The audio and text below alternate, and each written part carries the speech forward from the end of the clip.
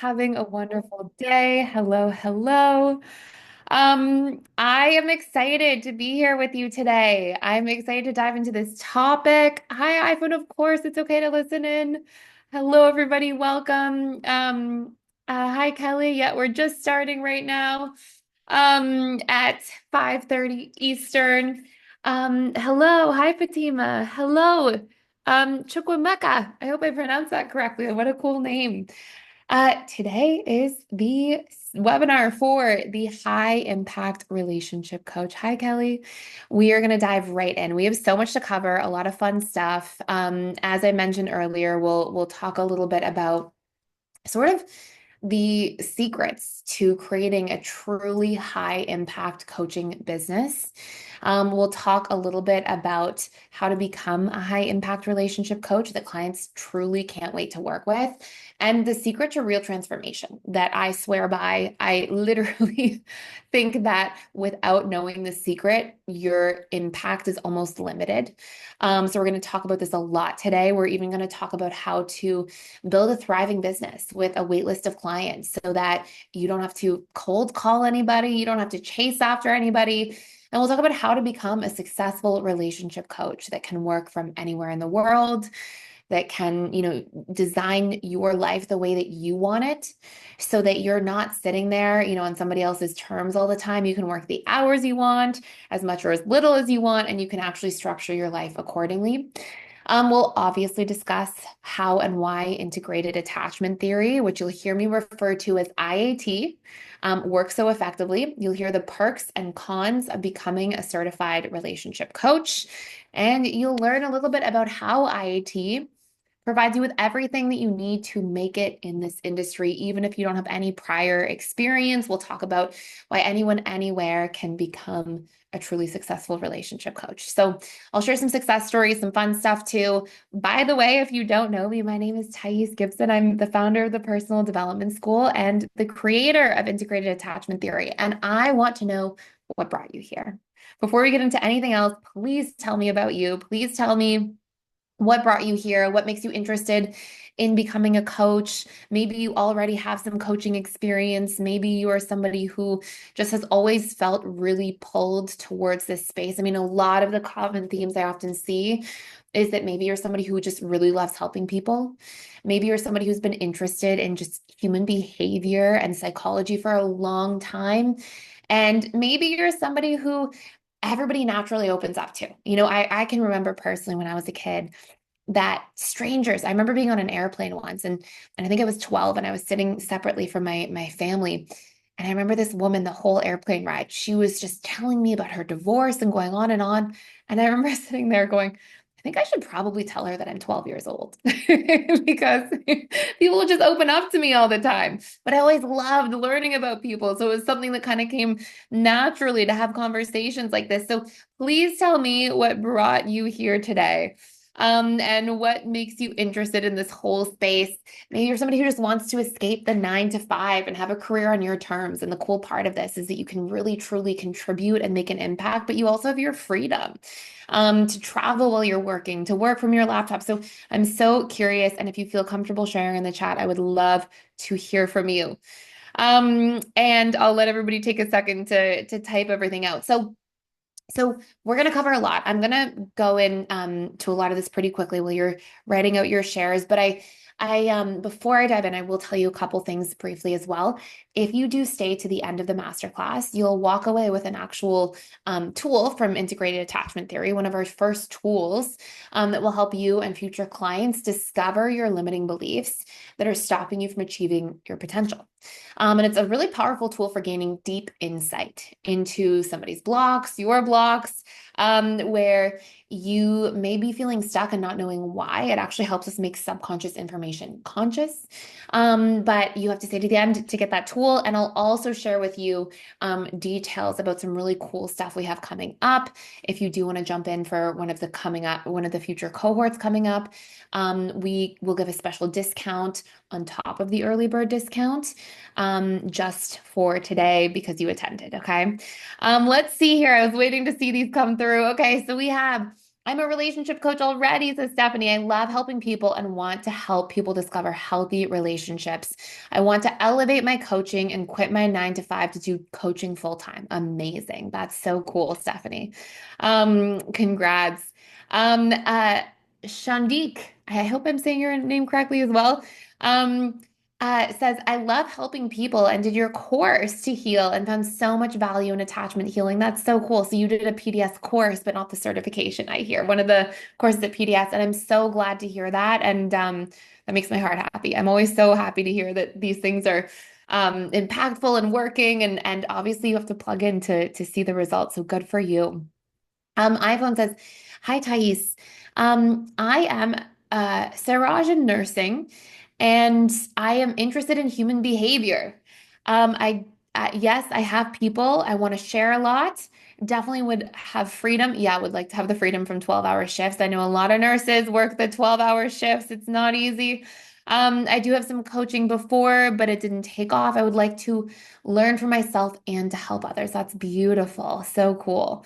Tim says helping relationships and improve and build my coaching practice. Amazing. Steve says working in an area of purpose. Hi, Steve. I recognize you from the PDS webinar. It's nice to see you. That's cool that you're here. Some of you guys in here will probably be in PDS sometime. So always nice to see familiar faces.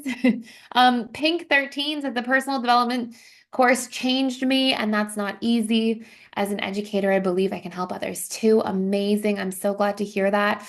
And seriously, I'll say this a million times over. I say this in PDS all the time for the students who come in, like, you have to plug in to do the work, right? The work exists, but for it to really work, you have to be using the tools. So that means you changed you too. That means you showed up for yourself, which is just my favorite thing to hear. Katie says, Hi, I've coached full time for almost 20 years and still love it as much as you seem to love this stuff too. I bought the IAT program and have incorporated some of it into my practice, but haven't considered doing anything else with it yet. Thought this might be a way to start thinking of more ways I personally want to make use of it. Cool. I'm curious if you went through the whole thing. Katie, I think I recognize you from the PDS webinars too, but normally you have your picture on. Julie said, or Chikwameka. I hope I said that correctly. I am here to save families and relationships from disaster, keeping families together. That's beautiful. I'll say this. I like that you sort of had strong language in there because the reality is that when things blow up from a family dynamic, it can be one of the most challenging things. It's hard on the kids, it's hard on the parents, it changes everybody and everything. And if there aren't proper support mechanisms in place for people when they go through that, it can be really, really challenging. So that's beautiful. It sounds like you're really mission oriented in there. I'm currently going through a life coaching certification, but love so many of your strategies. Amazing, Julie. Mark says, anxious attachment discarded by my wife after 26 years. Your system has been so amazing for me, and I want to be a part of contributing to it. I'm so happy to hear that. And I'll share this. I'm very touched at how many people are saying like this work helped me so much. And it's all the tools I use to heal myself. It's basically a conglomeration of I did like 13 certifications. I went in the traditional education system and then did all these certifications on the side. And it was like I just found these where the places that these different tools overlapped and distilled them and used them on myself, and then saw such great breakthroughs and put them to everybody else. So I resonate with that, and I'm so glad that after something hard, you were able to find things that have been helpful for you and support you on your healing journey. Mary says, I love your work, Thais. It's very aligned with my own philosophy and looking forward to learning from you. Also, already a coach. So cool. Oh, I love this. Greg says, I have a healing heart and have a lot of pain, want to help people. Sometimes pain can make people really just have this extra layer of empathy. Like when you've really gone through something hard, it sure opens you up to be like, I get it. I get it. I get what it's like to suffer, and to really want to be able to support other people can be so much, more meaningful from that space. So, beautiful share. Okay, I'll just read one or two more. I wish I could get to all of them, but there's so many great shares coming through. I promise I'll come back and read them at the end of the webinar myself if I missed any. Chelsea says, hairdresser who who loves people and want the tools to help others. And personally, I laugh when you said hairdresser because I have a very dear friend who was a hairdresser in the past, and she just said everybody comes in and they tell you all their life story over and over again. And they get in there, and you're probably like hairdresser slash part-time coach anyways, just because you're there with people. I've heard that a lot. So that's awesome. Pam says, as someone healing from a fearful avoidant attachment style, now I'm craving purpose, freedom, and deeper connection. I want to take everything I've learned and turn it into something that helps others grow too. This feels like a way to build something meaningful while continuing my own healing and creating a life that feels aligned. That is beautiful. That is so specific and like you got it in there. I love it. So cool. Um, and thank you, Kevin. Kevin says, I would like to pursue family and marriage counseling, but I don't agree with traditional counseling. I've studied attachment theory, and attachment styles and EFT for over 200 hours for the past 6 months. Just finished reading your book last week, best book by far that I've ever read. Thank you for sharing that. That's so kind. I'm so glad that this has been meaningful and helpful to you guys. So let's talk about it. Yeah, hairdressers are basically coaches. It's so true.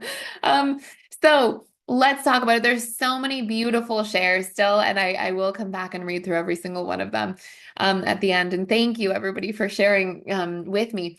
So let's talk about this for a second. I want to just explain how this all works, okay? And I will give you the short version because I could go into a really long, detailed approach to all of this. But here's what IAT is. Okay. So IAT is our copyrighted, and I like to think, fairly revolutionary approach to transforming patterns, beliefs, and habits as it relates to relationships. And the reason that this sort of came to life is because there's a lot of amazing information out in the world about insight. Okay, you can gain a lot of insight from talk therapy, from information on the internet, from reading books. There's a lot of insight-based stuff out there, which is great.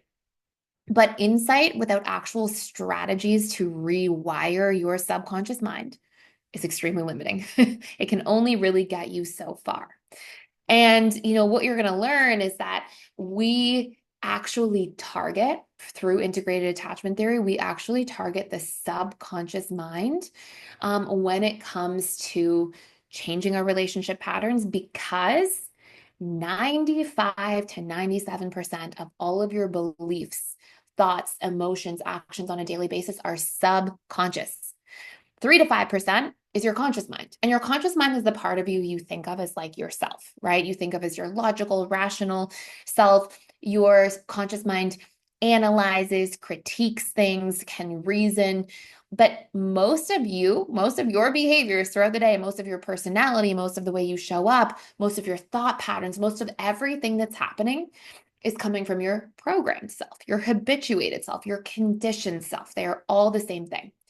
And so much of the talk therapy world, of the let's gain some insight into our patterns world, those can be helpful, but they are not targeting how to rewire your subconscious, leveraging neuroscience and neuroplasticity. And if we're not doing that, you're going to start gaining all the insight about your patterns, but you're not going to see them change. Okay. And honestly, I think that's a little bit tragic. Like, I don't like seeing that we get a lot of comments, quite honestly, in PDS, a lot of really sweet, kind shares where people say, I've been in PDS and after 20 years of therapy, I've healed more in 3 months than I have in 20 years. And it breaks my heart to hear that, honestly, because I'm like, oh my gosh, that means that you've had to struggle this whole time, because not a lot of this information is out there. So integrated attachment theory is something I designed after a decade of research, of self-healing myself, of a whole bunch of certifications, starting with hypnotherapy, going into cognitive behavioral therapy, neurolinguistic programming, internal family systems, somatic experiencing, like just did a ton of certifications. There were 13 in total. I'm not going to rattle them all off. And also starting in the traditional school system and sort of merging these two schools of thought essentially together, going, okay, here's the insight and how to show up, but where are the tools that are actually going to move the needle? And so essentially, after seeing more than 40 clients a week, I started my private practice as a young kid, and we'll talk about this in a minute, but I started my private practice quite young. Well, I was still in school at the time. I was in my early 20s.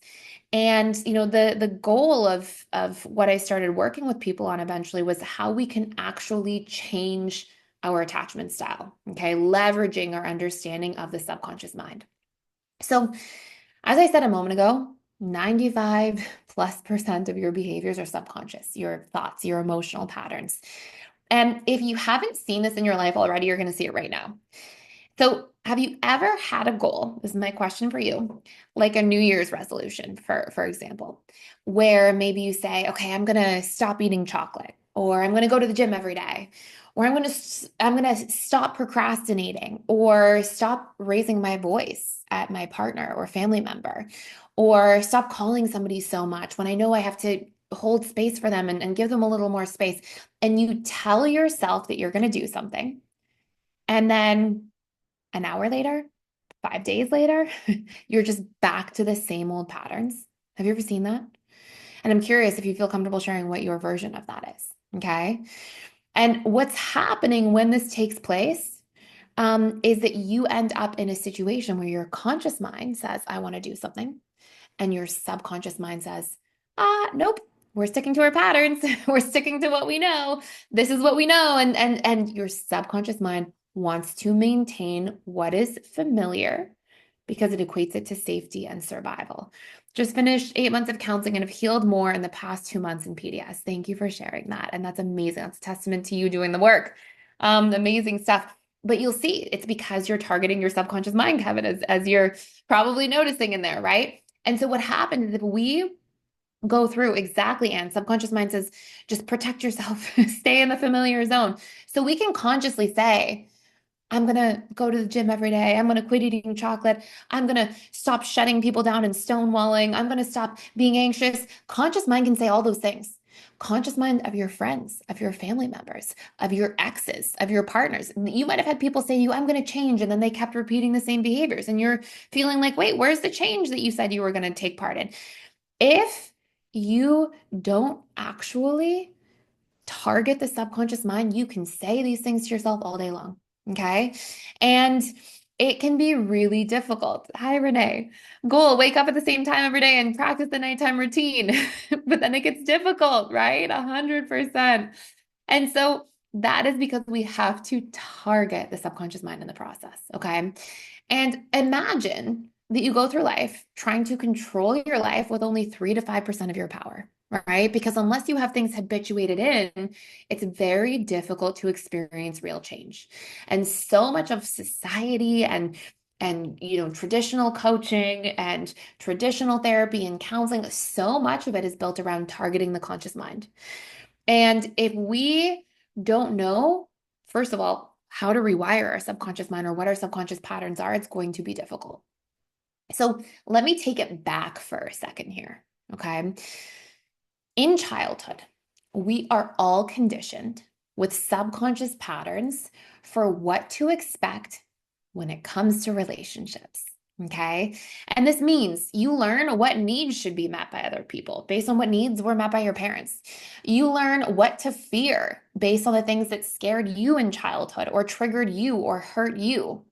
You learn what to expect from other people. You learn, the things that trigger other people. You learn how to communicate. All of these things come from your childhood conditioning. And whatever you're exposed to through repetition and emotion over time fires and wires neural pathways. And these neural pathways become your programming, become your conditioning. And eventually they become your set point for how to do relationships. So, for example, you see our different attachment styles. You see a dismissive avoidant attachment style go through life. And what do they learn in their childhood? They learn, oh, everybody's kind of out doing their own thing, be very independent. So, how do dismissive avoidant attachment styles show up with other people in relationships as adults? They're like, those are your needs.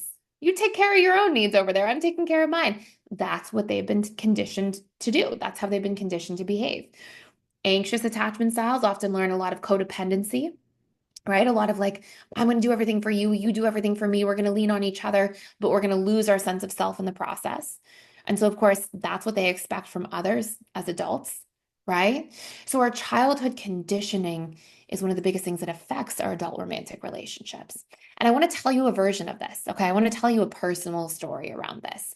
And I'm curious, I would love to hear yours too, if you feel comfortable sharing. I'll be a little mindful of my family's privacy. I'm not going to share all these deep, dark secrets from my family just out of respect to my own parents. But I'll give you a little overview here, okay? Here's one thing that I thought was a really good example, a really good analogy without being too invasive to family members. So, my parents growing up had a really roller coaster relationship, a lot of really big fights, a lot of extreme ups and downs. And when I was growing up, I remember being about 8 years old. And I had my dad come get me one day, and he said, "Okay, Thais, come sit down." And I remember like so vividly this experience. I had this little nightgown. It was like a Saturday or Sunday morning, and I had my little flowered nightgown on. And he said, "Okay, come sit down," and sat me down in this little front office in the front of our house. And he said, "Your mother and I are getting a divorce." And I was so sad. I cried. I was devastated. I was so upset. And I remember being, so stressed out that this was okay. Who am I going to live with? What's going to happen? And I had all these, questions rolling. And then time passed and I kept waiting. Like, what are they going to talk to me about it again? Where will I be living? Are we moving out of our house? I had all these questions, but I was like 8 years old. I had no idea how to communicate. And time passed, and days went by, then weeks went by, and then months went by. And nothing happened. Never got brought up again. Nothing changed. And then about 4 months later, I got sat down again. My dad said, "Hey, Thais, come downstairs. We have to talk to you. Your mother and I are getting a divorce." And I cried and cried, and I was so upset. And poor little me was, devastated. And I was waiting for this conversation to happen. But it was kind of the same as the first time. There was no, "This is where you're going to live. This is what's going to happen." It was almost like he was retelling me and had even forgotten that he told me. And then this happened weeks later again and again. And it continued to happen throughout my entire childhood, probably every 4 to 6 months. And my parents didn't even get divorced until I was like 16 years old or 15 years old. And what's so interesting to me, okay, is that I never really thought about this too much looking back. It seemed like, oh, yeah, I remember that happening. Wasn't one of the bigger things I went through, didn't think too much of it. But guess what I did as an adult? Fast forward to my first serious relationship where I lived with somebody. I was still pretty young, so it's as serious as you can be in a relationship at like 20 years old. But I left home when I was 17, and I fought with this person constantly. Because my conditioned set point was like, this is what love is. It's fighting. It's a roller coaster. I actually literally remember sitting down on a couch with my partner at the time thinking, we haven't had an argument in a while. Does he still even like me? And thinking like, maybe I should pick a fight. Maybe the excitement's gone. Thinking that fighting meant excitement and passion, which is so interesting to look back on now. But here's what else I did. And I feel badly about this, but I'm going to share it with you.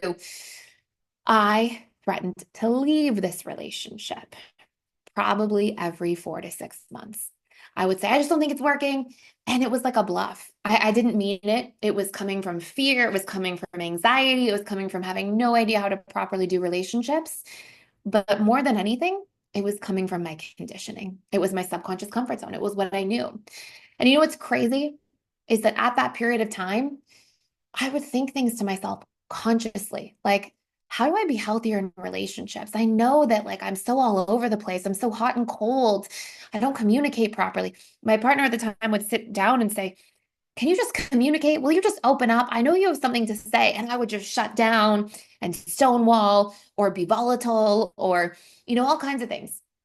And I didn't even realize any of these things consciously. I didn't even reflect. It was like I was living on autopilot until one day that relationship ended.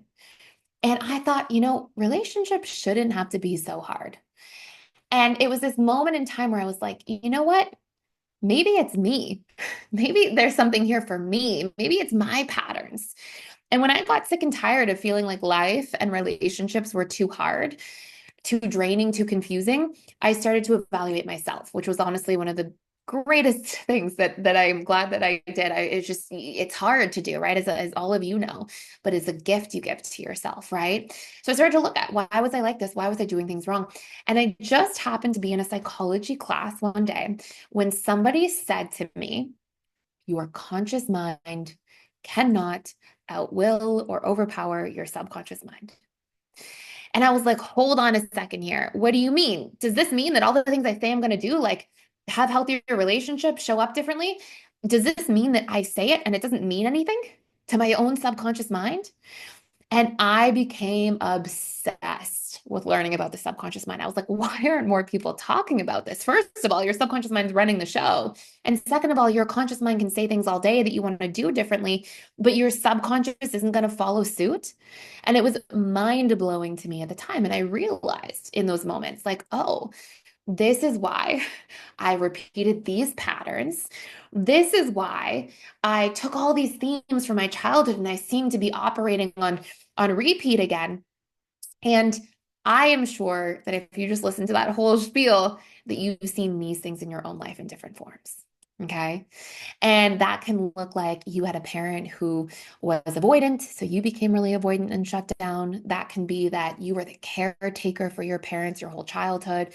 So now you're the caretaker and codependent in relationships as an adult. That can be that you saw commitment fall apart. So you have patterns of commitment falling apart in your life. I mean, it can be anywhere, and you'll probably see um, moments of this in many, many different forms. So what do we have? Stephanie says, can relate to your story. My parents did the same thing. My dad would leave or my mom would kick him out. Didn't get divorced till I was 16 and ended up in a very toxic marriage for 10 years. I would leave so many times. Oh, I'm sorry, because the abuse was intense. My mom was verbally and physically abusive. I married my mom and my husband. I'm so sorry to hear that. I didn't know until they both called me one night apart, leaving me a voicemail that if I didn't call back, I'm your mom. You have to answer when I call. I'm your husband. You have to answer when I call. I'm going to call the police. That was the moment I realized that I married my mom and my husband. Wow. Profound realization, right? And honestly, I'll tell you something else that's a beautiful share. I'm sorry you went through that because that's also a lot, but it looks like you're in a much better place now, and out of that, which is great to hear. Um, we're often, this is a deep thing to say, we'd have to go into explaining it for more time, but one of the craziest things is that we often don't realize we're repeating patterns so much because they look different externally, but the inside's repeating itself. In other words, the way you feel is on repeat. What you're believing is on repeat. Oh, see, I knew I couldn't trust anybody. I knew everybody was going to break my trust. I knew everybody was always going to abandon me. I knew people were going to keep pulling away. I knew everybody was going to try to trap and control me. I knew I needed to keep space. A lot of times the internal's on repeat, but we don't realize because the characters in the outside world are changing. Okay. And so I see some good head nods in there, a few recognitions of that in your own life. And listen, it can be a powerful, beautiful thing to recognize. I'll tell you one other part of this, and then I'll get back on track, which is that I never worked with a single client where I didn't see that be the truth. Okay. Usually our internal world's on repeat around some pretty big stuff, and we just didn't consciously recognize it. Yeah, that just changed so much for me. Wow. Yeah. Good for you for having that recognition, though. You'll see a lot of it if you're really willing to look. Yeah, you see it too, Stephanie, where it's like that repeating. Yep, 100%. And that's because our subconscious mind, by the way, not only is it responsible for 95+% of everything, not only can it not, can our conscious self not even outwill or overpower it, but on top of that, your subconscious mind is designed to go after what's familiar. Because at the end of the day, your subconscious is survival wired. So it says what's familiar is safe. And so if it's safe, I'm going to survive. And so, like, almost to your point, Stephanie, right? You married your mom and your husband. Your conscious mind can evaluate and go, I don't ever want to be around somebody like that, like my mom, when I went through so much. But your subconscious mind meets your husband and goes, whoa, this is familiar. I have the butterflies. What's going on here? And then when the red flags come up, we keep investing. And we may wonder and have those moments of like, wait, why am I still investing? Why am I here? This isn't healthy. I see the red flag, but we proceed. And that's because of the conscious versus subconscious mind. Really, really great share. Does it have you choose the same type of friends? Yes. It has you repeat patterns in all sorts of different forms. Sometimes we end up like staying in a really, I have a friend right now who her boss, she grew up with a father who definitely probably had full-blown narcissistic personality disorder.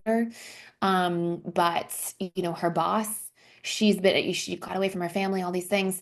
And then all this time later, she's in her late 30s and she has somehow been in a job for like 10 years in a very codependent relationship with her boss, and her boss is just her father, like just like you shared. Like it's just, and I keep saying you got to do the work and you got to plug in, and but she's not so interested in personal growth. I grew up with her, and you'll see so many similar patterns and dynamics, right? And sometimes they're more subtle. Sometimes it's we keep picking friends who remind us of parents.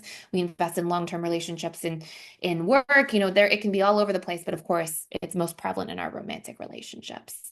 Um, so we could go on and on about this, but let me stay on track here. Okay. So hopefully you see the picture so far, right? That we have this dynamic of our conscious versus subconscious mind. So for me, when I learned that and I was like, okay, I have some problems in my life. I have some things I have to really like tackle here and pay attention to. I wanted to learn everything I could about the subconscious mind. So I went into the first major certification I did was a year-long certification in hypnotherapy. It was like, what's going on with the subconscious mind there?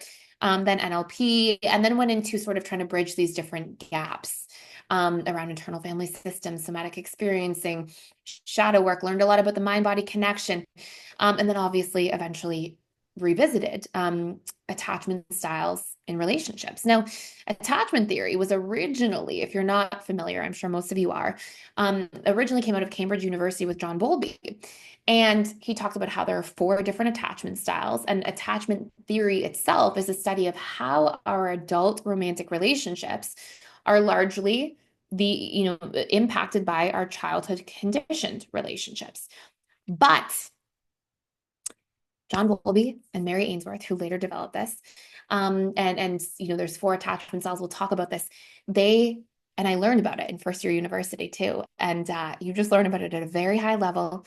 It's all about like, here are the 4 styles, and here are some of the patterns they'll have. There is no discussion of the subconscious mind. There is no discussion of how you can actually change your attachment style or change your subconscious mind to become securely attached. And so to me, I remember after learning so much about the subconscious mind, revisiting attachment theory, thinking, this is amazing, but it's very incomplete because we get like the label, but we don't get, okay, now here's how you can change. And so I became obsessed with this topic. I got really into this, got really into a lot of healing sort of modalities in general, where how we can actually, I got obsessed with how can we actually see the change and the results, and really focused on that in my practice. And originally, I was just so passionate about this topic that while I was still in school, in my early 20s, I just started giving free workshops to people. I would actually pay out of pocket and rent like library space and go pay like $30 for 3 hours at the library and give free workshops and host meetup groups and get people to come. And I would just want to tell them about the subconscious mind and our patterns and how we can change them, because I first sought out this work to change my own self, to look at what wasn't working for me and how we can change it. And the more I did that, the more I saw change. I just felt like I wanted to shout it from the rooftops. And this is going on now like 14 years ago. And for me, at that period of time, like 14 years ago, it wasn't as popular to talk about the subconscious mind. It wasn't as popular to talk about attachment styles. So I was just so excited to share this. Because I was doing so much public speaking, I had a very long wait list in a very short period of time. In what seemed like no time, I had about a 2-year wait list of clients, and ran my private practice for a while, quite a few years. And then eventually realized like, oh, this 2-year wait list thing, people aren't very happy with me about. A lot of people would, email me or send me these kind of frustrated notes and emails, like I've been waiting for so long. And yeah, I was like, okay, there must be something else to do. So eventually, about 8 years or so into my practice, started putting some content out on YouTube. And, we've been extremely blessed ever since. Eventually PDS was built after YouTube, and I think we have like 60 million views on YouTube. And we've had about 45,000 students come through and do our programs. I've been blessed to work with, on podcasts, Ed Milet, Mel Robbins, Lisa Bilyeu, and then obviously went on to write 2 books on the subject that were recognized by Psychology Today, Time Business News, Forbes, Yahoo News, and a whole bunch of different outlets. But this entire time, as like blessed as I, have been, to me, it's about like just wanting to share this with people, just wanting to help people with this, because I know what it's like to go through hard relationship struggles. And every day people still reach out to us and go, oh, can Thais see me one-to-one? People ask all the time, send us emails, first come across our channel, reach out for one-to-one coaching. And I realized there was this huge missing link. Like we have this online content and information, but some people really want that one-to-one time. And that's really meaningful for a lot of people. And so that's why I then built this training. And this training distills all of the best tools, literally every single one of the best tools I ever found, that I use in my private practice and in PDS over the past 10 plus years, closer to 15. And I really knew in my heart that like if I wanted to help people in totality at that next level, I also had to teach people how to coach. And so, I am curious, how many of you notice this? Like, are you seeing this so far? Are you in a place where you're like, oh, my subconscious patterns affect my adult relationships? I see them in other people. Maybe you see them in your ex. Maybe you see them, yeah, exactly. Maybe you see them in friends or old family members. Julie says, what is PDS? I'm sorry. I'll explain a little more. The Personal Development School. So it's where we host a lot of our online programs. It's the name of our YouTube channel, all that kind of stuff. I see them everywhere now. Yeah, exactly. So you'll see a lot of this. Anne said earlier, yes, true to me. Yeah. Yeah, I'm so sorry. You went through that same thing, right? So you'll see a lot of these patterns, right? Now, here is how this all works. Okay. Attachment theory, as I mentioned earlier, is the study of how our childhood conditioning affects our adult relationships, how we take on our patterns, how that affects the way we relate to other people, what we expect, what we think our needs are. It's all of our programming, right? Or conditioning, same thing. But this work has largely been incomplete. Now, if you didn't know, for anybody who's newer to this topic, there are four main attachment styles, okay? There's anxious attachment, anxious, preoccupied, anxious attachment styles. They tend to be needy and clingy in relationships because they usually had some kind of real or perceived abandonment in childhood. So they become needy and clingy and they want to hold on tight and make sure nobody abandons them. But often as a result, they accidentally push people away because they come on too strong. They're a little too codependent. And so they often, as deeply as they want relationships, often have a bit of a failed series of relationships, which can be really painful. Then we have dismissive avoidant attachment style, okay, who's basically the opposite of the anxious. The dismissive avoidant often grows up with a lot of childhood emotional neglect. There's a lot of, sort of absenteeism in a sense from their parents, right? They don't have parents that are attuned, that are present, that are really there. And so they learn they're kind of out for themselves. And they feel better by essentially getting into a place where they're hyper independent. They try to not rely on people. They try to not be vulnerable. They try to not open up because as kids, they didn't get met with positive reinforcement when they did those things. They just felt rejected. So as adults, they're like, I don't want that. And so oftentimes what ends up taking place with them is they go into relationships and the moment things get real or too intense or people get too close, they push them away. They run. They often get afraid of commitment. They often have a series of relationships that last, a year or 2 years, and then they leave, or even sometimes shorter time spans than that. So that's our dismissive. Fearful avoidance are the ones that grew up in chaos, okay? The fighting at home, I was a fearful avoidant attachment style.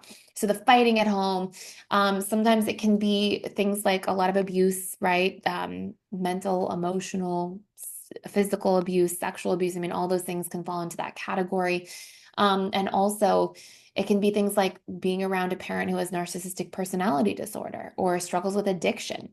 And fearful avoidant attachment styles learn I have to be extremely hypervigilant in order to survive and navigate my environment.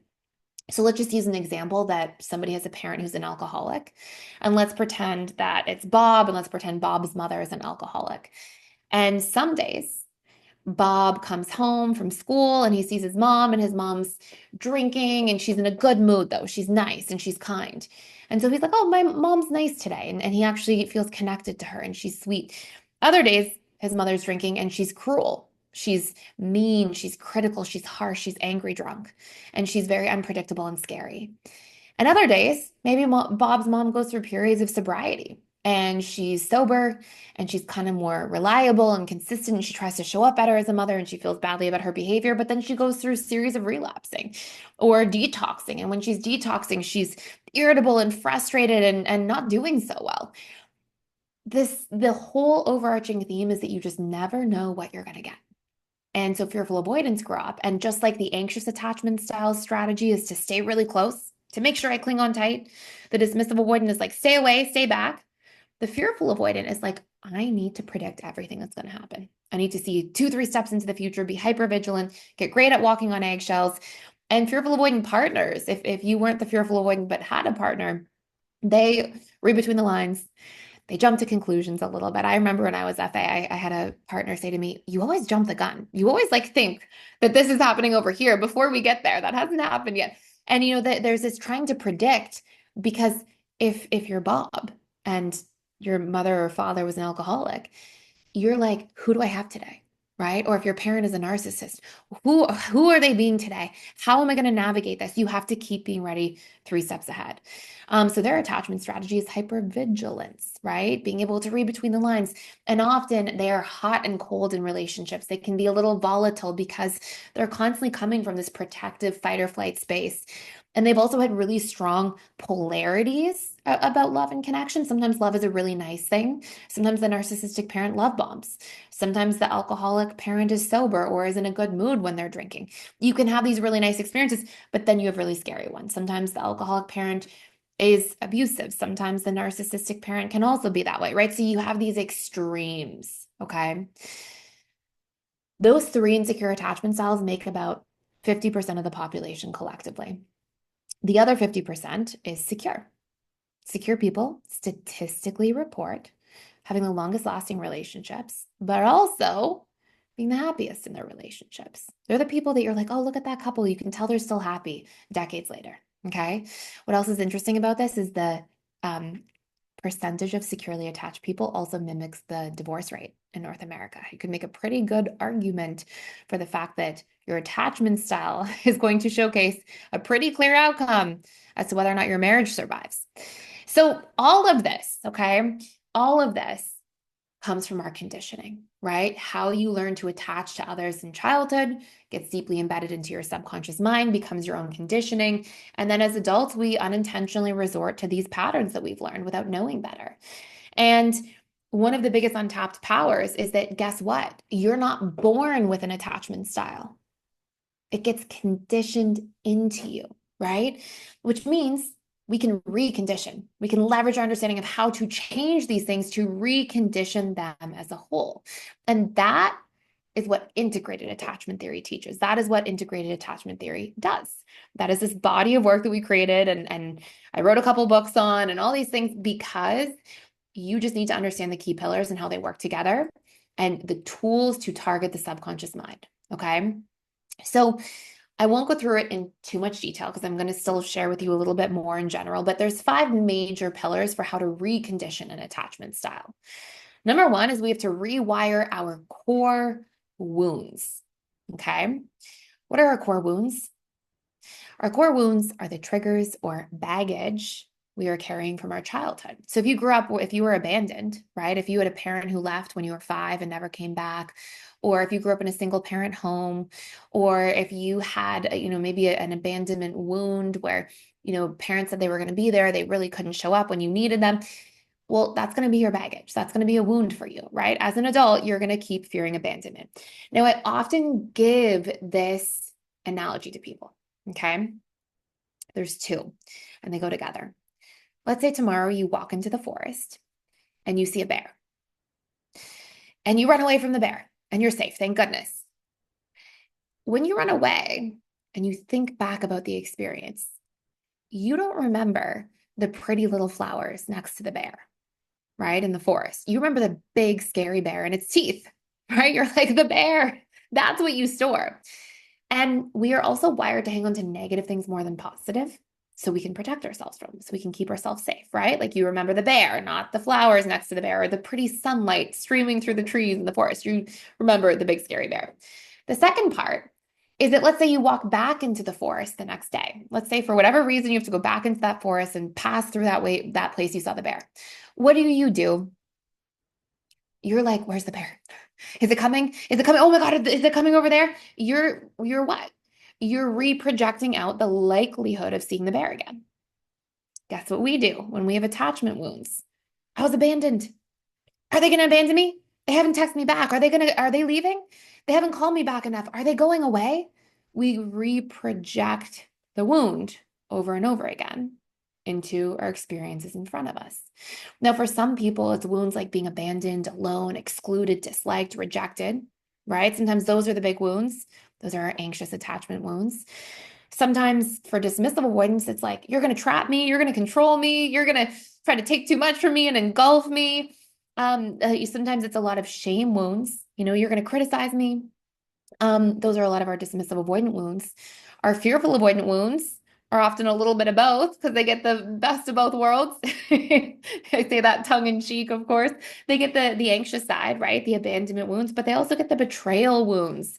They get the fear of being trapped and controlled, right? They have sort of a little mix of both of the wounds in there. And they also have a big I am unsafe wound, right? They operate a lot from fight, flight, freeze, or fawn mode. And so we tend to take our core wounds from the past into the present. Great news, it is actually extremely easy to rewire your wounds and your relationship triggers. It takes a little consistency, but it's very easy to do. Just hardly anybody talks about it. Okay. So that's the first pillar. First pillar, you want to become securely attached. You want to change your relationship patterns. You want to stop getting triggered so often. You learn to rewire your wounds. And if you come in and you end up deciding you want to take the program, you will literally learn how to teach people to rewire their core wounds and how to do it yourself at any time as needed. So you can really get rid of all those old relationship triggers and baggage once and for all and leave it in the past where it truly belongs. Second, I saw somebody say it earlier. You need to learn your needs, okay? Knowing your needs and being able to meet your own needs is how we self-soothe. Have you ever seen those people who they really struggle to self-soothe? They always have to call a friend when they go through a hard time. Right away, they're calling somebody. If nobody answers, they're stressed. That's often because that individual struggles to self-soothe. So learning to know our needs and what they actually are. For some people, it's validation, encouragement, certainty, consistency. For some people, it's context, transparency. For some people, it's novelty, exploration, discovery. For some people, it's freedom, independence, autonomy, appreciation, acknowledgement. I mean, there's a good chunk of needs. There's about 20 main ones, and you'll learn exactly what those are for you and for your future clients, how to meet them yourself. And you will learn to like spending time with yourself. You'll learn to teach other people how to actually regulate themselves so they don't have to feel like they always need to go to somebody else. And you'll help dismissive avoidance or more avoidant individuals learn to regulate through others by sharing those needs. The next pillar is learning to regulate your nervous system. Okay. A lot of us spend a lot of time in fight or flight mode. Okay. Let me show you this for a second. How many of you or someone you know have spent a lot of time making decisions from fight, flight, freeze, or fawn? Flight, and I'll tell you as somebody who was a fearful avoidant once upon a time before doing this work, I constantly lived in the 4 Fs, okay? Fight, I would never pick a fight or start a fight. But if somebody invaded a boundary or did something that I didn't like, I would be so overly defensive. Like somebody cut me off while driving, believe it or not, me circa 15 years ago would be in road rage. I would be mad. I would be overreactive to everything.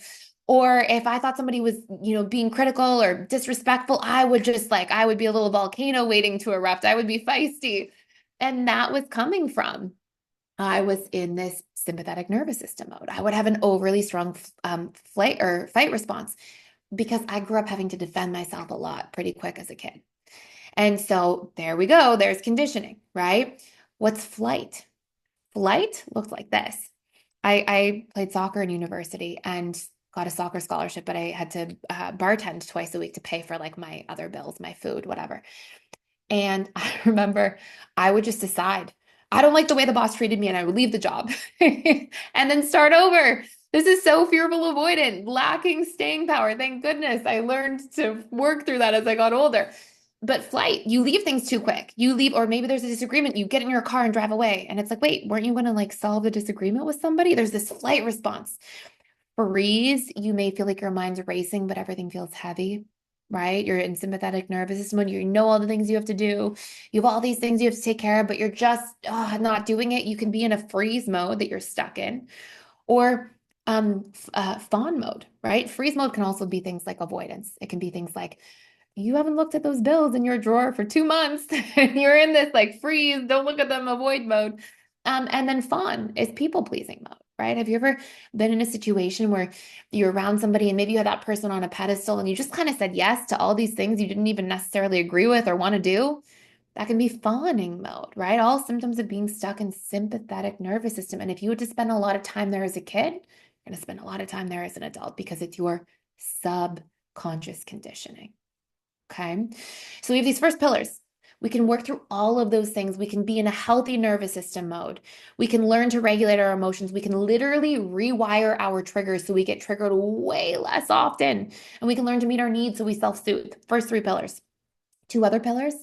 You then have to take that at work with other people. You have to learn to communicate your needs to others so they can actually meet them. You wouldn't believe how revolutionary it is to take somebody in a long-standing relationship that's never even known they had needs, get them to learn what their needs are, get them to have some healthy tools for communicating them in a way that their partner is going to hear and show up for, and how much that just changes the relationship. And then learning to set healthy boundaries. Okay, a really important part of healthy, authentic relating. And you'll see a lot of this. You'll see a lot of this from this. You'll end up rewiring these things at a subconscious level. Every single tool you'll learn in integrated attachment theory isn't just insight based. It's not just, oh, here are the 5 pillars. It's no, no, no. Here's how to recondition these 5 pillars at the subconscious level, leveraging neuroplasticity so there's actual, real, and lasting change. Okay. Now, this is the short overview. This is the short overview of integrated attachment theory, how it works, and why becoming a coach, in my opinion, needs to engage the subconscious mind. If you want to work in the space of relationships, this is the best framework to do so because it will teach you how to find somebody's relationship patterns, get to the actual root, not the symptoms, and how to actually recondition them and reconstruct these patterns in a way that's going to help somebody be able to feel like they can truly change. Okay. And I'll be honest too, when true change happens, people are so excited to keep coming back. People come back, they give referrals to everybody. That's where it's not just insight. Insight is a little superficial at the end of the day. It's insight plus tools for change. Okay. So one of the things I said I would cover in this is what it feels like to be an IAT coach. Okay. For those of you who are curious or had questions, when I started my practice in person. Okay. So because this was years and years ago. So there wasn't like an online thing. It wasn't popular to see clients online then. And clients would come into my office. You can do this too, but now it's way cooler because you can actually just see people online and live from wherever you want. And that's way easier and more flexible. But essentially, here are the benefits. I'll tell you the benefits and then I'll tell you the tough parts. First and foremost, the benefit to me, and again, this will be personal, what you resonate with the most, but to me, the biggest benefit is seeing impact, like truly seeing people change, connecting with people deeply, knowing their inner world, learning from that. I mean, you learn from people every day about things that they experience, or I learned so much about what different jobs people had, or just it's such a cool, amazing blessing to see the inside of so many people's lives. You just endlessly learn from that in and of itself. But to then actually help guide people towards true change. Like, here's your subconscious mind, how it works. Here's tools that really you can wire in, and then that becomes their new habituated normal is one of the coolest things ever. It's like impact, contribution. If you're somebody who cares about those things, it'll make your heart sing a little bit. And I want to tell you something too, just briefly. This is the difference between conscious and subconscious, okay? Because if you're thinking like, well, how does the subconscious work? You're going to learn everything about the theory, the tools, everything. But I will tell you that, have you ever tried to drive a car for the first time? And you get in the car, or maybe you ride a bike, but let's just use the car example. And you get in the car, and what is it like for the first 2 weeks that you try to drive? It's work. You're like, turn the signal, steer the wheel, stay between the lines, right on red, no left on red. You have to remember all the rules. And it's like, look in your rear view mirror, look in your side mirrors. You're like, it's effort. And then you practice driving enough. Okay, repetition and emotion. You practice driving enough, and suddenly, a few weeks in, you're like, what podcast will I listen to? What song will I put on the radio? Who will I call while I'm driving? And you don't even have to think about driving anymore. Why did it go from so hard to so easy? because it got wired into your subconscious. It got habituated. When things get habituated in, it's a lot easier. Okay. So you'll see that it's a meaningful piece. Okay. So essentially, at the end of the day, benefits, right? Is you're helping people drive this stuff into the subconscious so it becomes their new normal with the patterns that are causing them to suffer. Okay. All the patterns that are working for them, you never have to worry about the things that are causing suffering because they're conditioned from painful places. You can help them work through. Some other things is that you'll have meaning, right? You'll feel like a deep sense of purpose. There will be fulfillment. You'll have a sense of abundance because, usually you're charging about $150 to $200 a session, is sort of the going rate. And so you can see people, you can see 15, 20 people in a week and have time as well. You'll always want to spend 5 to 7 hours a week on your business, working on your business, not just in your business. But you'll also learn, by the way, in the IAT training, all of the tools. I'll tell you the outline of what you'll learn in a second, but all of the tools to build funnels, to have systems that are working for you so that you don't have to be cold calling or chasing people. It's not the right approach in this business.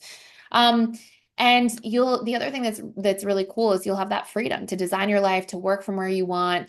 If you're a parent, you'll have more time with your kids. I mean, there's so much benefit just from the flexibility and freedom piece. You will also probably have to have really healthy habits. Okay, here are some of the challenges. You'll have to have healthy habits because you'll have to show up for people, right? So you'll have to take really good care of yourself. I remember the first year I started my practice, I was like, whoa, I have to like show up in the best way that I can each day. And I remember I would like start tracking my sleep and I would make sure I was eating healthier and I was making sure I was like going to the gym in the morning so I had energy for the day. And at first I was like, this is requiring me to do extra work, but that is something I'm so grateful for all this time later that it forces you to have to, know yourself and show up for yourself. You'll always be learning every single day. You'll get to connect with people every day. But I'll tell you the challenges. Challenges are going to be number one, setting healthy boundaries. Okay. So that you don't get burnt out. It's so easy when your funnels start working, your business starts working to just think, I'm going to say yes to everybody because you're probably in this because you want to help people, you're excited to help people, you see the impact of the work, and it's actually sometimes hard to say no. So you'll have to make sure that you don't get burnt out. Okay, this is an industry where that can happen. So you have to be on top of that. You'll also want to make sure that you're not taking on too many clients. Okay. And you'll also have to make sure that you're setting boundaries where you're not, taking on text communication. You don't give out your personal phone number, or I promise you people will text you at 2 a.m. You don't want that. You'll have to have a work phone number or contact me by email or contact my secretary. Like you want to make sure. Learned that one the hard way my first year, about 14 years ago. Um, and you will also have to make sure that you set time limits. I'll be honest, I had a hard time telling people their session was over if we were in the middle of stuff, but I would have clients waiting. So you have to keep your time, boundaries. We'll cover how to do that in the program, but those are the challenges. Okay. Those are the challenges. And the challenge too is sometimes you'll see something hard. Somebody you really care about will go through something hard and you'll have to be mindful to not take it home with you. But that's also covered in the program, how to set really good boundaries, how to work through things that you're taking on from clients because you'll care, right? And you'll see some people go through hard things, but you'll also see them grow through them and grow from them. And that will help more than even it out. So some of you might be sitting here being like, this is interesting. This is cool. And some of you might be like, okay, I can see that she could do this, but what about me? And I get that, right? Because I have been exactly where you are. I remember being like, there's no way. I remember people asking me if I would take client sessions after a free talk that I did and being like, I'm still in school. I'm not even seeing clients yet. And people are like, I don't care. This work spoke to me. I like it. Let's do it. And I remember being terrified. Like my first client session, I was so nervous. But I didn't have all the tools, not like this. I was still learning them and pulling pieces from everywhere. Like this program will literally give you the best tools, and the tools will speak for themselves. And everything in the program is literally mapped out so that you have every question exactly how to ask it on every worksheet. You won't even have to memorize stuff. It's laid out like, here's how to pull up somebody's trigger or core wound. Here's the steps to work through it. Here's the prompts for what to say. Like you will, and we'll be practicing in there. You'll learn everything inside out. So it's simple and easy. People walk away from the IAT program being like, I got this. Like I am in it. I know exactly what to do. And the certification's been very, very successful for so many people, that we literally have hundreds of incredible stories that come in from people all the time. Individuals who built really thriving businesses, created abundance, designed their life the exact way that they want. We had Jennifer Noble, for example. She was a first cohort graduate with us. She built a fantastic business and she did a TED Talk on attachment styles about a year ago. And that TED Talk has just made her business blow up. She's doing amazing. And she references IAT in the TED Talk if you ever want to go take a look. We had Emily Blaine who came in. She did her relationship certification, and built a powerful retreat-based business where she leads retreats for couples all around the world and helps them get to the bottom of these things in the retreat. And we have Annette, for example, De La Barbara, who we hired onto PDS because she was so good at the work, doing an amazing job. And she has a wait list, a huge wait list of clients. She just sees people while she travels the world. Every time I see her, I'm like, where are you living today? What country are you in today? And we have Ben Dawson, who used his relationship certification to help people improve their workplace relationships. And what he does is he works with corporations to teach workshops. And then after every workshop, because you'll learn when we talk about funnels, that's one of four main pillars to build funnels. After every workshop, people come up and are like, hey, can I work with you one-on-one? So he teaches workshops. He charges $5,000 a workshop. And then after every workshop, he works with, executives to actually work on their communication, their boundaries at work, preventing them from getting burnout by regulating their nervous system, like just plugs IAT into that. And it's just thriving, like doing amazing. And you may see like some of these career paths may apply to you, right? It might be interesting to you. I want to tell you something else. A lot of the other questions I get, and I'm going to share some of these with you. A lot of other questions I get is like, oh, is this going to grow? Is this market size going to grow? Like, where are we at? Um, well, first and foremost, I think the numbers speak for themselves, right? How many of you know somebody who's divorced or going through a relationship struggle? And, or maybe you've personally been through one, right? And how little do we actually have true tools that engage the subconscious mind for real transformation when it comes to coaching and relationships? The global revenue of coaching in 2023, okay, was 4.564 billion. And in 2019, so just 4 years before, the revenue was 2.849 billion. So it has doubled since 2023. I have to go find some more up-to-date stats on that, but it's just booming. It's growing like crazy. And the market is growing so quickly when it comes to relationship coaching specifically, okay, that there is this massive industry with very little competition. And whenever you're looking at any kind of business model, if there's huge industry and there's almost no competition, that is a winner, okay? Because it makes it a hotbed to build a thriving business.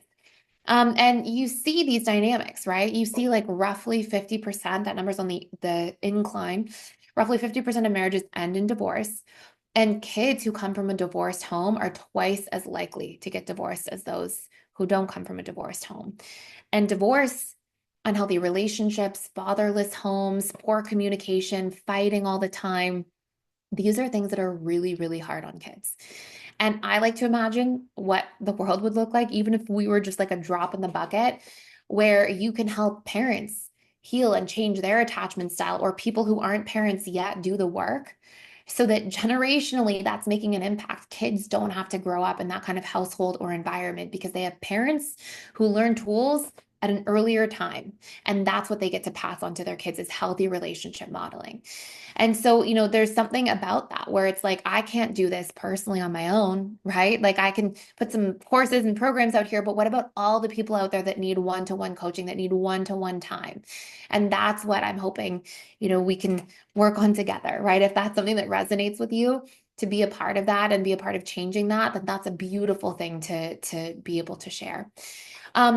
So I'll tell you quickly the program, and then I'll share one or two more quick things. But basically, here's how the program works, okay? First things first, we start with an introduction to looking at your attachment style patterns so that you can understand these tools from the inside out. You'll actually spend the first 4 weeks of 12 weeks just looking at your patterns, which is fun because you get to go into like, what are my patterns? What are my core wounds? What are my needs? What are my emotional patterns? You get to really dive into that, okay? And from there, you get to rewire those things and actually do that work firsthand. And the reason I believe this is so important is I am a big believer in the wounded healer, the concept of the wounded healer. I think if you only learn this from behind a textbook or behind, a screen, it's just not quite as meaningful as if you firsthand went through this, right? Hey, I learned to rewire my own patterns. I saw my own patterns. Then when you're meeting with people, it lands differently. You get what they're going through, what they've experienced. You get how to help and support them in their growth. Like you have a different level to give. Okay. So we start with that for the first 4 weeks. You'll learn all of the tools from the inside out. Then you begin your 8-week intensive with me for a total of 12 weeks. And we get to dive into, first and foremost, how to recognize somebody's attachment style, how to take them through questionnaires and assessments to make sure that you know what their attachment style is. Then you'll learn all about the subconscious mind, okay? Everything about neuroplasticity, how to really leverage neuroplasticity to rewire, to recondition, and you'll learn how change really happens fast. And you'll learn to find out what people's triggers are based on their attachment style and rewire those things so they don't have to constantly be so afraid of abandonment or betrayal or being trapped in relationships. Then you'll learn how to help a client recognize their needs and meet them themselves so that they can actually self-soothe. And you'll learn, you'll get a whole itinerary of like questionnaires and assessments for their needs and exactly some habits and strategies for how to meet them in the relationship to self. You'll become a master at needs. And then we'll go into how to regulate the nervous system, tips and tools to assist your clients with that. And then we dive into boundaries, communication, and how to rewire those unhealthy behaviors. The calling too much, the getting angry, the raising of the voice, we'll learn how to rewire those things at the root as well. And by doing that, that is where we move through the pillars.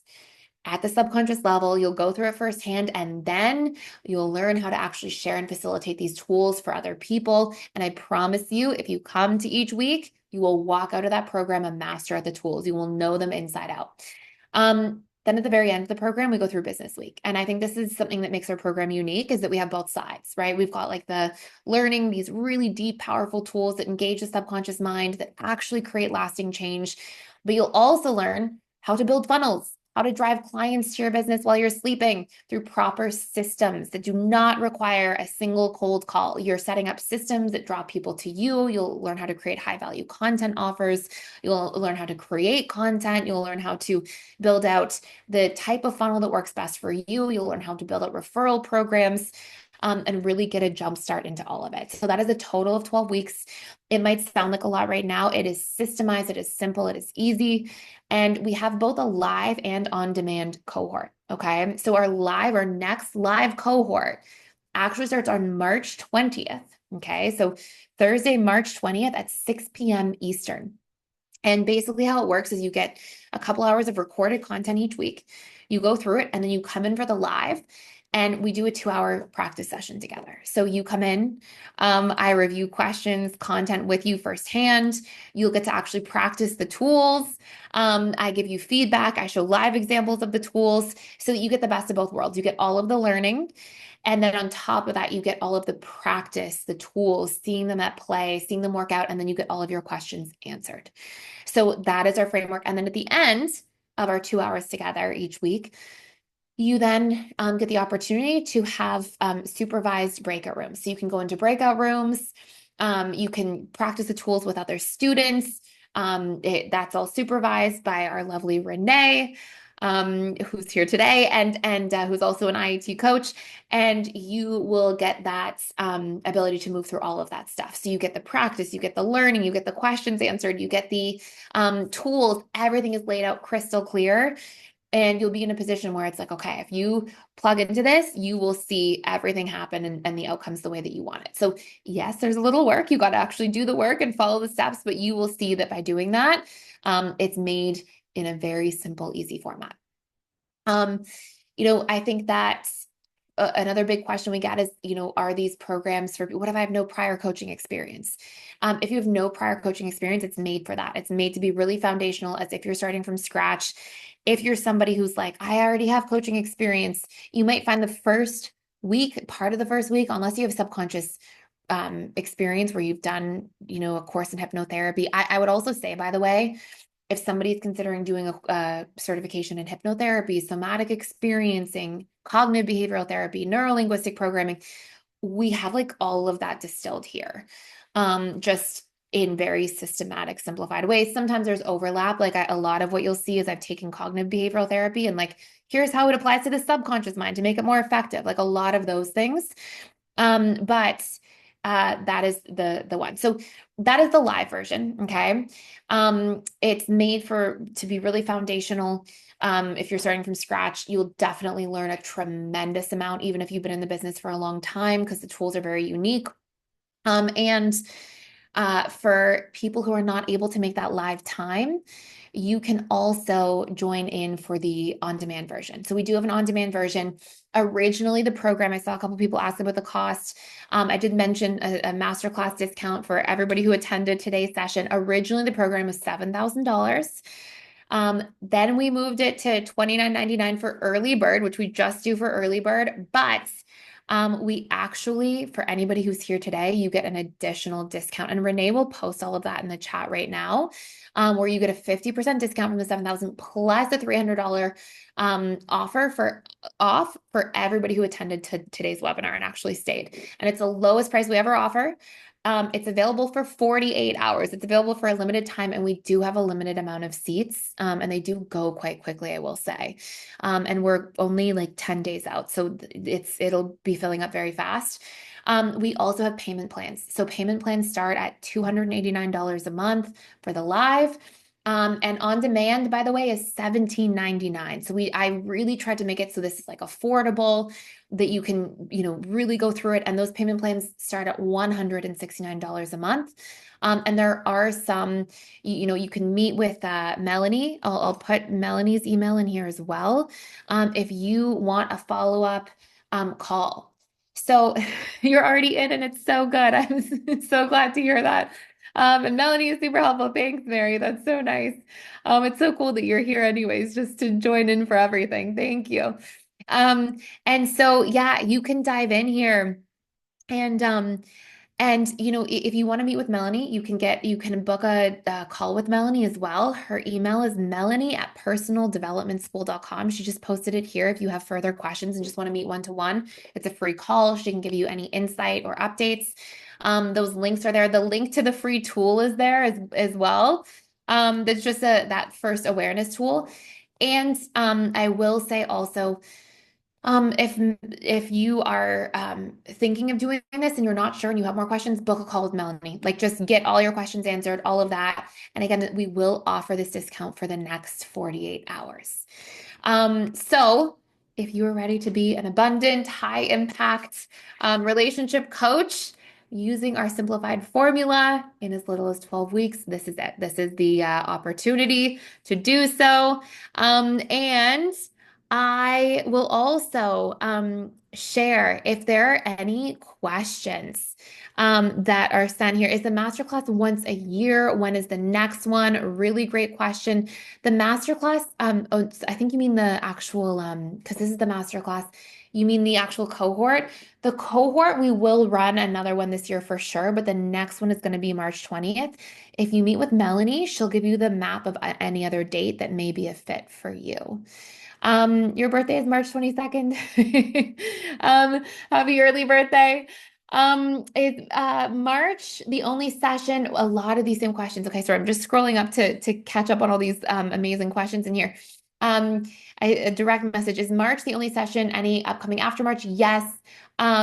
You can join in and with Melanie, and she'll give you all the dates, and then you can see which ones will benefit your schedule over the next couple of years. There will be some happening from time to time, so you can join in with her and ask.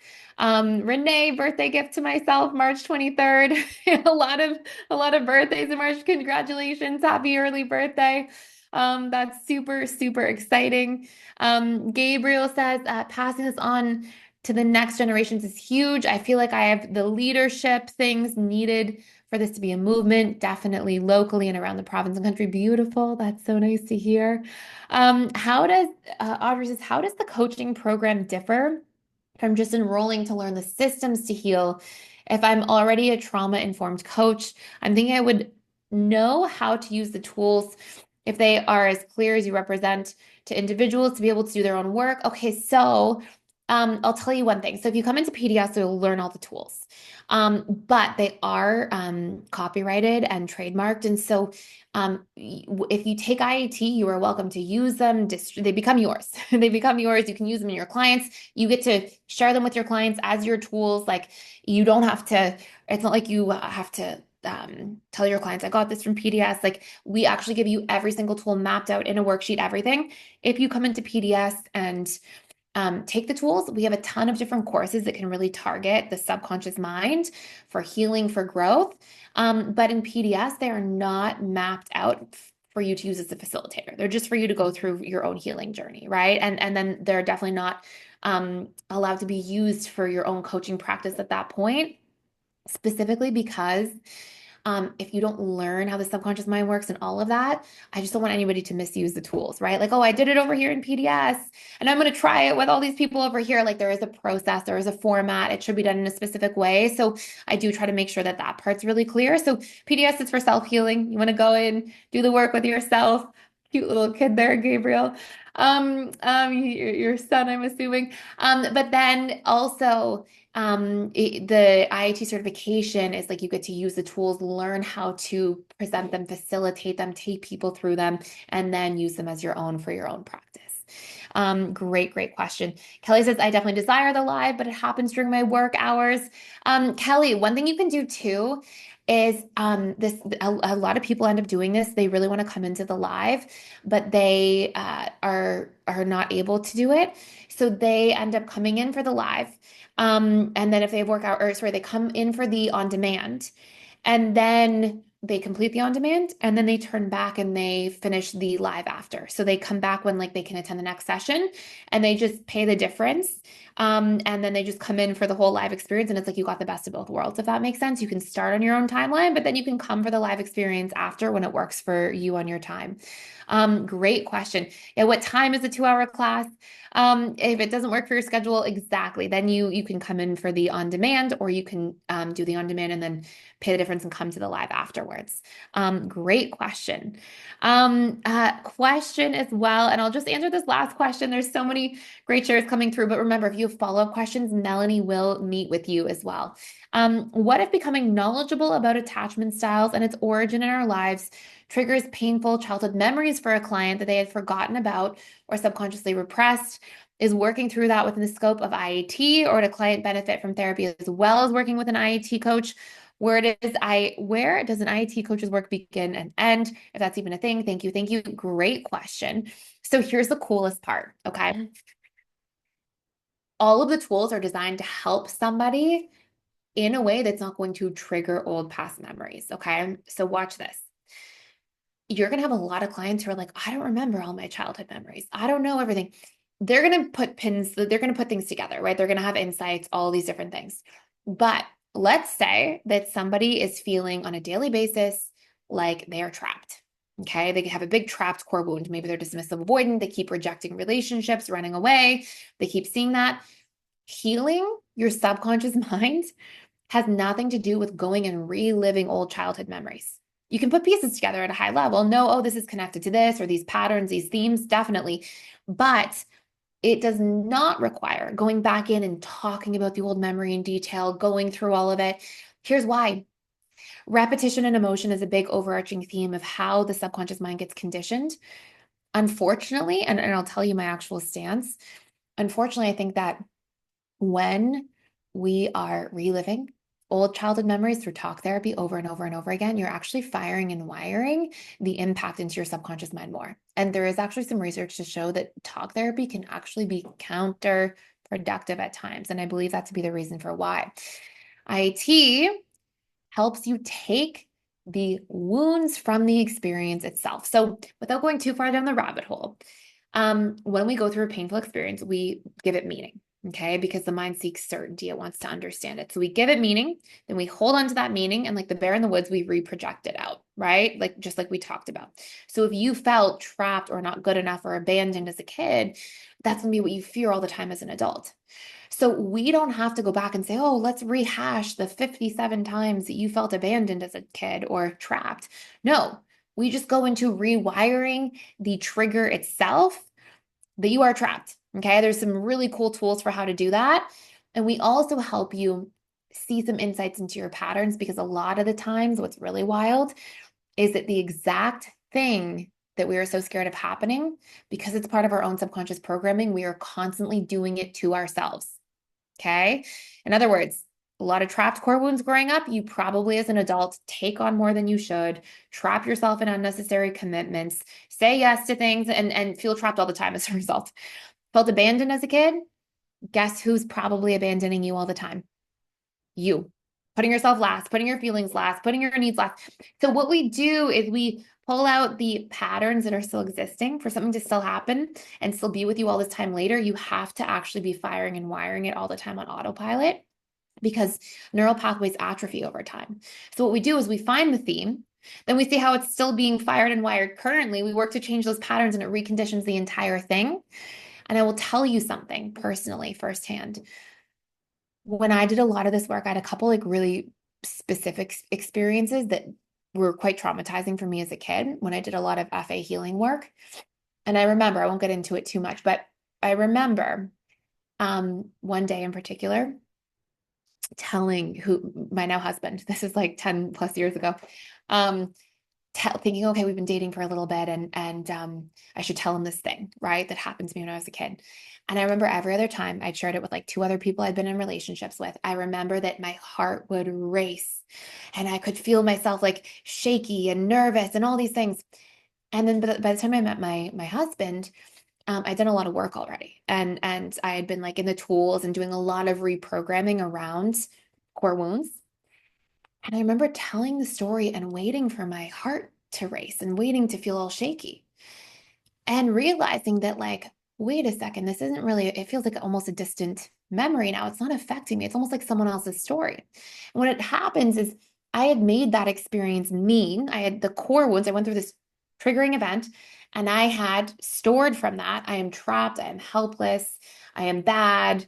I am defective, these big core wounds. But then I had done all this core wound work on myself without ever revisiting that memory.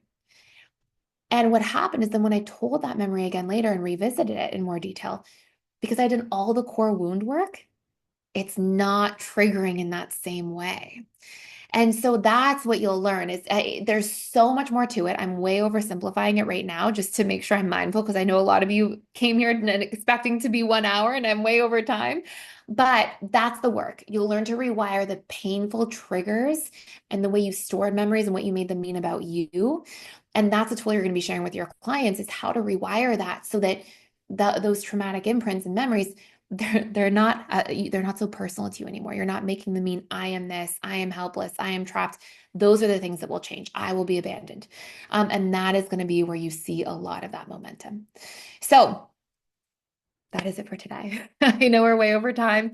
Thank you to everybody who asked great questions, who participated. I can see there's a lot below. If you have any follow-up questions, please jump on a call with Melanie at the Personal Development School. That early bird plus extra discount will expire in 48 hours, just so you know. So make sure you jump on a call. If you book your call and Melanie's not available for a couple days, as long as you book it today, she'll still hold that discount for you as well.